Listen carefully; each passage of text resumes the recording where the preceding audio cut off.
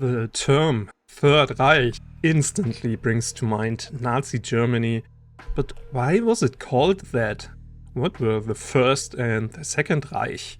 And while we are at it, why was it referred to as the 1000-year empire rather than, for example, the 10,000-year empire? If you are familiar with this channel, you might be wondering, what's the point of this topic? After all, I usually focus on medieval and Tudor history, and yes, I will be returning to do that next week. But this is the first time I've received comments, now deleted and they will stay deleted, from people under my videos saying things like, "These were the good times when whites still ruled England." This made me angry. So we are doing something else this week and talk about a completely easily digestible topic. Let's delve into why Nazi Germany referred to itself as the Third Reich and the 1000-year Reich, and why the first term became so disliked over time that it was eventually abandoned even by the Nazis. Lastly, I will introduce the German counterpart to the sovereign citizens, known as the Reichsbürger, and show why they are wrong. Hitler divided German history into three distinct empires, which is the English word for Reich. In his view, the first empire was what we now call the Holy Roman Empire.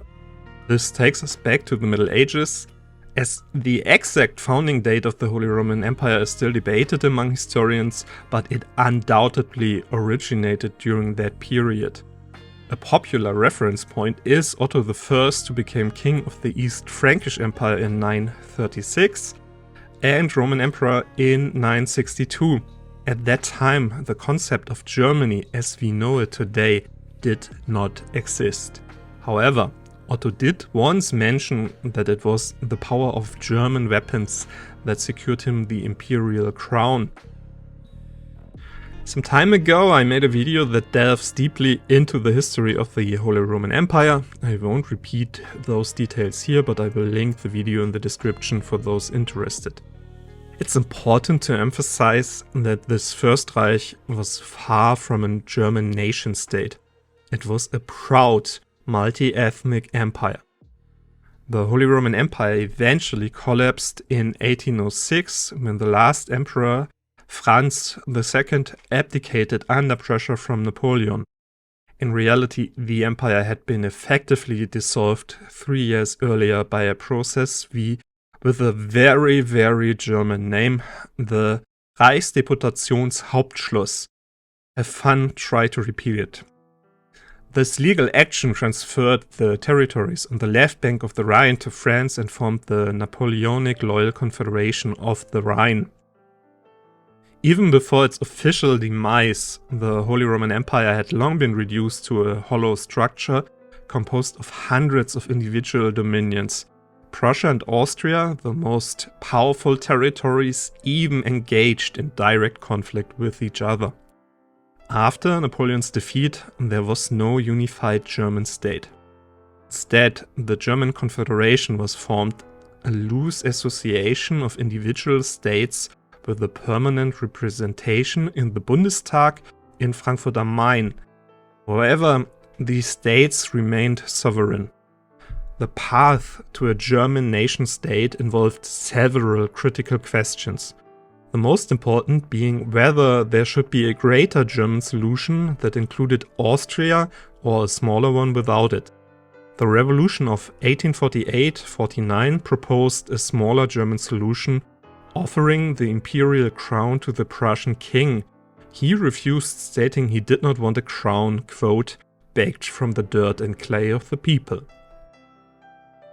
Instead, Prussia founded the Second Reich in 1871 through blood and iron, as the First Reich Chancellor Otto von Bismarck famously described it. Prussia fought 3 wars known in German history as the Wars of Unification. First, it allied with Austria to defeat Denmark and define Germany's northern border. Next, Prussia and Austria fought directly against each other, with Prussia emerging victorious. This victory ensured that the smaller German solution would prevail. Following its success in 1867, Prussia established the North German Confederation, which served as a direct precursor to the German state and had an almost identical constitution. But the Prussian king, as head of the confederation, held the title of president. The final war was against France to determine Germany's western border. Except for Austria, all the former German Confederation states participated, and once again there was victory. The new German Reich, the Second Reich, was proclaimed in the Hall of Mirrors at Versailles. However, the Reich government was quite weak. For example, in peacetime, Bavaria was allowed to maintain its own army. To this day, terms like Free State of Bavaria reflect this semi-independent status, showing that while Bavaria agreed to join Germany, it retained a sense of autonomy. Incidentally, the Second Reich also remained a multi-ethnic state with significant populations of Danes and Poles, for example. The Second Reich collapsed at the end of World War I.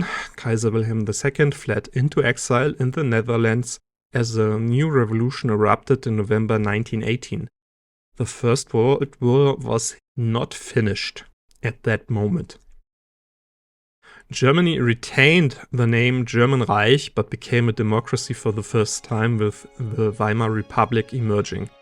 The Weimar Republic took its name from the fact that the parliament initially met in Weimar as Berlin was too dangerous due to the ongoing revolution. The Weimar Constitution granted Germany a strong central government for the first time. So strong, in fact, that Hitler was later able to exploit it to establish a dictatorship. But that's a topic for another day. The first German democracy, however, was no longer a multi-ethnic state. As early as the 1920s, right-wing extremist groups began calling for a Third Reich. This term also carried a religious connotation. In Christianity, it refers to the post-apocalyptic reign of the Holy Spirit. The Nazis were particularly drawn to this term because it added a religious dimension to their movement and regime. However, over time the relationship between the Nazis and Christians deteriorated.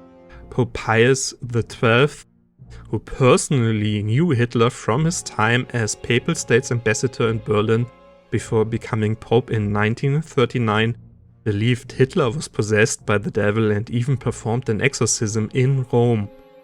Such actions soured the Nazis' enthusiasm for Christian religiously charged terms. The term 1000 years or millennial empire also carries religious significance. In Christianity, it refers to the belief in the return of Jesus Christ and the establishment of his kingdom, which is to last for 1000 years. This concept was developed in the time of the early Christians and later evolved into various interpretations, though these are not relevant to our discussion. What matters here is that Hitler and the Nazis deliberately sought to position themselves as a replacement for Jesus. In this framework, the Führer assumes the role of the Messiah. There's a certain irony in the fact that around the turn of the 20th century, the return of Jesus was associated with the restoration of Israel. Before his return, believers were expected to experience a rapture. After World War II, the idea of a 1000-year Reich resurfaced, with the war itself being seen as the moment of rapture. However, the Nazis had two additional reasons for referring to a 1000-year Reich. First, it was meant to emphasize their intention to rule for generations to come. Second, it served as a link to the Holy Roman Empire, which had lasted for roughly 1000 years. By using this term, Hitler consciously aligned himself with the tradition of the First Reich. He famously invoked the idea of the 1000-year Reich in a Reichstag speech on January 30th, 1939, marking the 6th anniversary of his rise to power. It would be 8 more months to the start of the war. As we know, the so-called 1000-year Reich lasted only 12 years, ending in ruins in May 1945 after World War II. On its ashes, two German states were established in 1949, the Federal Republic of Germany, aligned with the West, and the German Democratic Republic, the GDR, aligned with the East. The Federal Republic, founded on May 23, 1949, inherited the legacy of the Old Reich, which effectively ceased to exist. Following the reunification of Germany on October 3, 1990, only the Federal Republic of Germany remains. However, there is a movement in Germany that views this differently. Its members, known as Reichsbürger or citizens of the Reich, believe that either the Kaiserreich, the Second Empire, or the German Reich still exists within its 1937 borders. The larger and more significant movement believes in the continuation of the Third Reich within the 1937 borders. Supporters of this view argue that the Weimar Republic's constitution was never officially repealed. While this is true for the Nazi regime, Hitler's government did not abolish the constitution but rather secured the right to enact laws that contradicted it. Other arguments suggest that the Federal Republic lacks a valid constitution. Some point to the constitution's name, the Grundgesetz, or principal law or basic law translated. Since the Grundgesetz references a constitution, some argue that it cannot be considered a constitution itself. They also note the absence of a formal peace treaty between Germany and the victorious powers of World War II. Some Reichsbürger view the Federal Republic of Germany as a corporation, claiming that the German ID card identifies citizens as employees. This is because the associated document is called Personalausweis, which can but must not be translated as Staff ID. Those familiar with legal matters within the movement refer to a ruling by the Federal Republic's highest court which stated that the Reich had not been extinguished but had become incapable of action due to a lack of institution. Therefore, the court argues the Federal Republic did not establish a new state but merely reorganized a part of the Reich. As a result, some Reichsbürger believe that the Reich could be revived by re-establishing its institutions. This has led to repeated instances where Reichsbürger have declared themselves to be the Reich government. It is somewhat ironic to base the belief that the Reich still exists on a decision by a court belonging to a state they do not recognize. However, there were sound reasons behind this court decisions. First, West Germany did not want to abandon its claim to the GDR, a claim rooted in the former common affiliation of the territories to the Reich.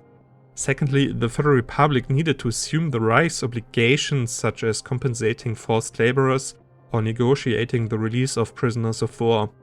This Germany had to be reorganized as the legitimate representative of the Reich. The GDR had no interest in anything of that. The Reich ceased to exist as a separate political entity as early as June 1945. By surrendering unconditionally on May 8th of that year, it submitted to all demands and orders of the victorious powers. In June, these powers issued the so-called Berlin Declaration, assuming supreme authority over the Reich. They found that no government remained capable of maintaining order, so they took over governments. Germany was then divided into 4 occupation zones, with each major victorious power directly maintaining order in its zone. The Weimar Constitution was effectively extinguished by the Reich government's consent through capitulation to meet all Allied demands by the assumption of governmental power by the victorious powers. Some Reichsbürger acknowledge this and argue that the victorious powers still govern Germany today. However, the victorious powers disagree. In 1952, the 3 Western powers signed the Germany Treaty with the Federal Republic, largely ending the occupation statute and granting West Germany sovereignty.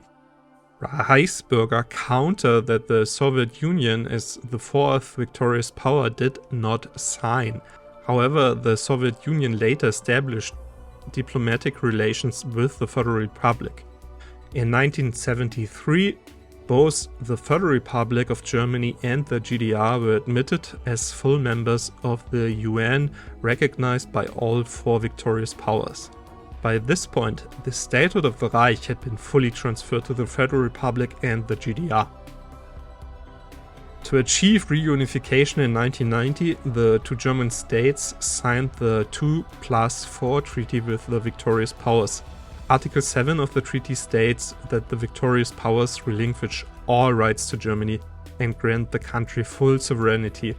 The treaty text includes the following: the French Republic, the United Kingdom of Great Britain and Northern Ireland, the Union of Soviet Socialist Republics, and the United States of America hereby terminate their rights and responsibilities in relation to Berlin and Germany as a whole. As a result, the corresponding related quadrilateral agreements, decisions, and practices will be terminated, and all corresponding institutions of the four powers will be dissolved. Accordingly, United Germany has full sovereignty over its internal and external affairs. This treaty also serves as a peace treaty between Germany and the victorious powers. The preamble, which is part of the treaty's text, is crucial. It includes the following passages: the Federal Republic, the GDR, and the others are aware that their peoples have lived together in peace since 1945. It further states, resolved in accordance with its obligations under the Charter of the United Nations to develop friendly relations between nations based on respect for the principle of equal rights and self-determination of peoples, and to take appropriate measures for the consolidation of world peace. The treaty also specifies in Article 1 that the 1937 borders no longer apply and that Germany has no territorial claims against other states. Germany is defined by the common external borders of the Federal Republic and the GDR. Article 2 contains Germany's assurance that it will only promote peace. The document was signed by all parties in the Russian capital Moscow on September 12, 1990. By this point, the Federal Republic had fully replaced the Reich.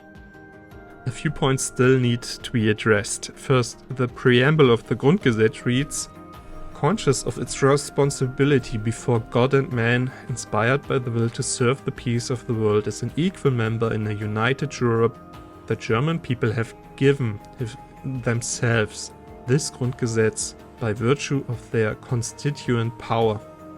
This document clarifies that the Grundgesetz is indeed the Constitution. The idea card is simply a personal identification document, and personally means, in this case, individual. And while the Federal Republic was briefly registered as a company, this was a temporary measure. Representatives needed to spend money before the official founding of the state. For instance, to build offices and pay for supplies. So a short-term legal construct was required, which led to the Federal Republic of Germany being temporarily listed in the company register. That's it. Thanks for watching. Please like and subscribe to help this channel grow. It grows a lot. Thanks so much to all of you. And bye.